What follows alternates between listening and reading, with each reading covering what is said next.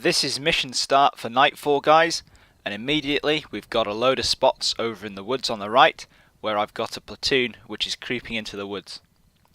These are all vehicle spots, so it's probably based on engine noise, so I know that that platoon is probably about to have a very bad time. Enemy pre-planned mortar fire is landing in a few places to no effect. The rest of my troops are sitting tight. But things on the right kick off very quickly and a firefight starts up in the woods. My men cause a few casualties, get some RPGs off, but there's far too much firepower up there for them to compete, especially there's at least one automatic grenade launcher which is just wiping out anything it can see. Things are pretty desperate. My troops are using their hand grenades. They break, they run away out of the woods and across the road. Running away doesn't help very much. That platoon is out of the fight. The lone survivor is taken prisoner by the Americans. The general picture as that platoon gets wasted is that enemy forces are moving up to the edge of the woods and are starting to identify and engage targets as they see them. This team out in the open gets engaged by a Mark 19 GMG and is quickly wiped out. This sort of thing carries on for a few minutes.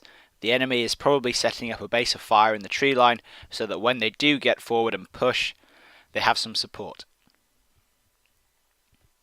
It's also a test of fire discipline for me. It's very tempting to open up on enemy troops and vehicles who are just sitting there, but of course it always ends badly.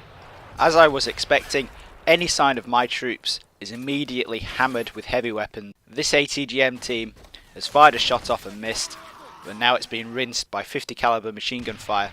As you can see, there's some big obvious clumps of enemy on the tree line. I can't really engage them with direct fire because I'll get wiped out quickly. I am trying to call in some mortars, but my observers are quite far back with the restricted view and it's difficult for them to see and correct the spotting rounds coming in. Finally, the enemy makes a move. A lone striker comes out of the tree line and drives forward like a maniac straight down the road between the two main objectives. I don't know whether the AI is doing this on purpose, but this isn't necessarily as dumb as it looks. This striker is essentially bait to tempt me to open fire and reveal my positions so that they can be destroyed by the enemy base of fire. However, one of my RPG teams further back engages the striker from a screened off position through a narrow angle and knocks it out without getting spotted and attracting any return fire. The enemy now starts to send more forces forwards. Another striker and some dismounted infantry. They're out in the open, right under the guns of my troops in the tower block.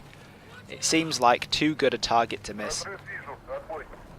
I've decided to risk it, open fire, cause some casualties, put the fear of God into them, and then run like hell down the stairs out of view. Hopefully, before we take too many casualties from the return fire. It starts off well, the striker is taken out and the infantry decimated, a couple of them try to surrender, but 10 seconds after the first shot, in comes the American response and the building gets plastered with everything. Small arms, 50 caliber MG fire, GMG fire and even javelin missiles. This is the enemy showing off their superior firepower, better optics and better communications. It doesn't take long for them to spot and share targets, and very shortly my forces are either pinned down waiting to get wiped out or running away.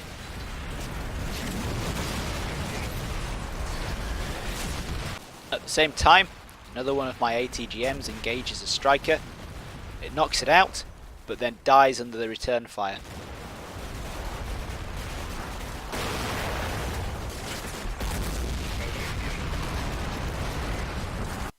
The enemy is generally starting to push forwards now. There looks to be a big clump coming down the right. There's a little choke point there, which I've mined up and covered with an ATGM team and an MG, and they start to engage enemy infantry as they pop up.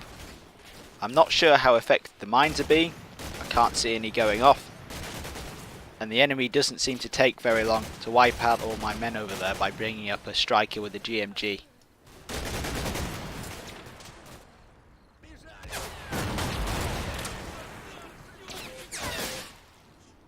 One of my screening teams to the north above the strong point ambushes and knocks out another striker. But then we get the inevitable torrent of return fire and they get wiped out. The question is, why do I keep doing this? I said from the start that I wanted to try and minimise the enemy's advantage in firepower, so why do I keep exposing my troops to it like this? First of all, the enemy's getting pretty close now, and the closer they get, the more likely they are to spot my men. I want to be getting the first shot off here. I don't want to have my men trying to be hiding and then suddenly get lit up by every heavy weapon on those strikers. Second, these are all troops in the outer screen around the strong point. The strong point is where I want to be pinning and destroying the enemy. The screen is a kind of tripwire, so I know where the enemy's coming from. At this kind of stage, where I can pretty much see the kind of direction the enemy is going to be coming at me from, they're a lot less useful. They've served their purpose, and some of them at least are getting into a position where it's better for me to try and exchange them for some enemy casualties than it is for me to keep them alive. Third, and probably most importantly, is that this is a kind of psychological ploy. I'm trying to get on the enemy's nerves. It's not very good for them to be getting ambushed all the time. Hopefully that's putting a dint in their morale, even if they do win the firefight in the end. Hopefully it's keeping them pretty tense. The game does model morale. I don't know whether it models it to this kind of extent, whether this is actually going to work. Obviously, I'm not going to know how successful this is until the end, but hopefully I'm getting somewhere. The enemy is starting to move in on the strong point. One of his infantry teams takes a casualty to a marksman in one of my fire teams in the middle, and the survivors dash into this hollow to try and take cover. What they don't know, of course, is that they're sharing the hollow with a target reference point. Not only does that mean that I'm about to call down some very fast, accurate mortar fire right on top of them, but my infantry knows the range and they can quickly put effective fire down with small arms, including grenade launchers and RPGs. The enemy puts some fire out to try and suppress my fire team in the centre, but as their infantry try to push forward again, some of my troops in the strong point open up on them. They're in defilade to the enemy base of fire, and they're catching the enemy by surprise while he's out in the open. This is exactly what I've been waiting for. The enemy takes some casualties and go to ground.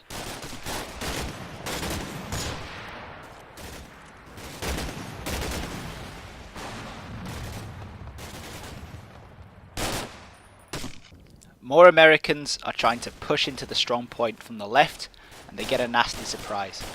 They're engaged by my troops in the buildings as they try to move up or past. A couple of them are trying to set up some machine guns in the woods, and they start getting hammered with RPGs and small arms.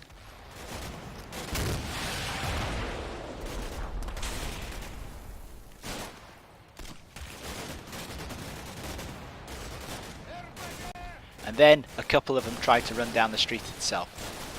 Immediately they run into a torrent of small arms fire, they flounder about in the minefield, they take casualties, and they run straight back the way they came.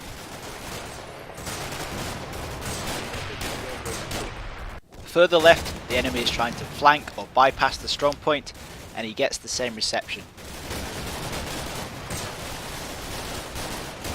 As a bonus, there's a striker trying to push up there as well, and that gets the RPG treatment.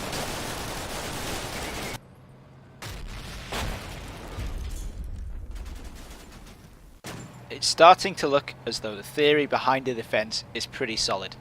The enemy is going left and right at the strong point into the kill zones where my small arms are starting to pin them in place for the mortars. There's not a lot the enemy can do about it because my troops are in defilade from his base of fire and all the heavy weapons on the vehicles.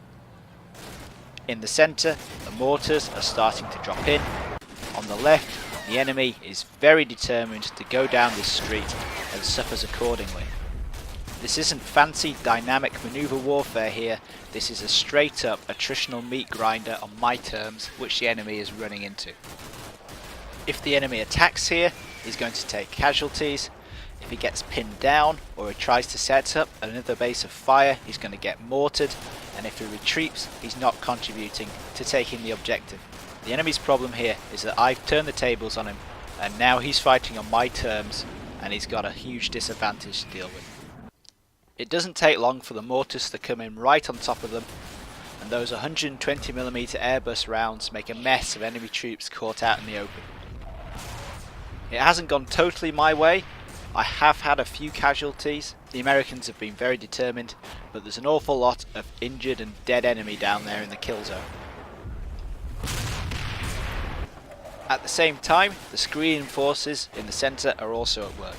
Another striker on the main road gets RPG'd, and 2 MGs and some of my infantry in the tower blocks open fire on US troops halted on the main road by the incoming mortars.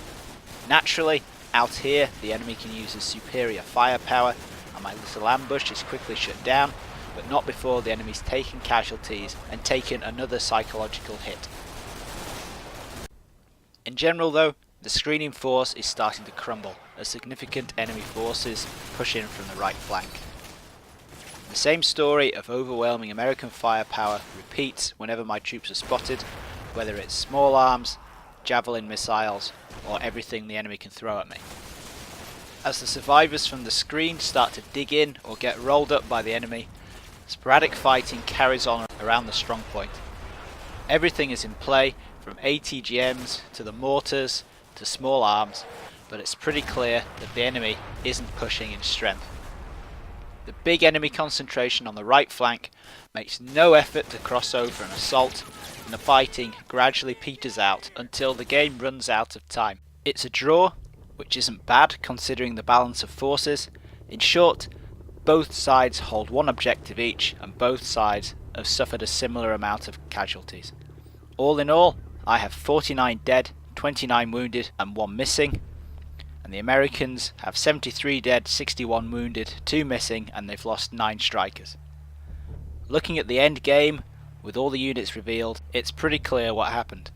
The enemy had 2 companies and sent 1 company to each objective. The one that attacked the strong point took heavy casualties and stalled, while the other one didn't suffer so much. On my side, my strong pointed company is pretty much intact, but the screening company has had a really bad night. Looking at the morale state for the surviving Americans, the shattered company, unsurprisingly, all the surviving troops there are in a bad state. They're panicking, some of them have actually broken and run away. On the other side, the intact company on the right flank, almost all the troops there are nervous or rattled. Both company commanders are dead. The surviving company hasn't gone over to attack the strong point simply because that's very likely to be a limitation of the AI plan and how that works. I explained at the start that the quick battle AI isn't amazing, but at the same time they've just had a short sharp shock. Lots of casualties in what's realistically about half an hour, 40 minutes. It's going to take them a bit of time to get themselves reorganised if they are going to assault it. Chances are they'd be waiting for some support to come up.